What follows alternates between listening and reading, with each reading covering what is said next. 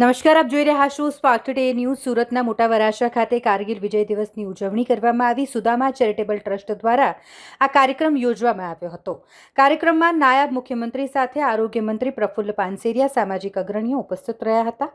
નાયબ મુખ્યમંત્રી હર્ષ સંઘવી દ્વારા 100 ફૂટના તિરંગાનું ધ્વજારોહણ કરવામાં આવ્યું. સાથે જ સરદાર વલ્લભભાઈ પટેલની પ્રતિમાનું અનાવરણ કરવામાં આવ્યું. નાયબ મુખ્યમંત્રી હર્ષ સંઘવીએ સૌને સંબોધન કરતા કહ્યું કે કારગિલ વિજય દિવસ સામાન્ય દિવસ નથી. દુશ્મનોએ આજના દિવસે કારગિલ પર હુમલો કર્યો હતો અને તે સમયે દેશના સૈનિકો પોતાના પરિવારને છોડીને દેશની સુરક્ષા માટે નીકળ્યા હતા. અનેક લોકોએ શહાદત આપી અને આપણને સલામત કર્યા. કારગિલમાં વિક્રમ બત્રાની વાત ભૂલી ન શકાય. વિક્રમ બત્રાએ મિત્રને કહ્યું હતું, તિરંગા લહેરા કે આઉંગા, નહીં તો તિરંગે મેં લિપટ કે આઉંગા. દેશના સૈનિકો સરહદ પર ફરજ બજાવે છે અને એટલે જ આપણે સુરક્ષિત છીએ.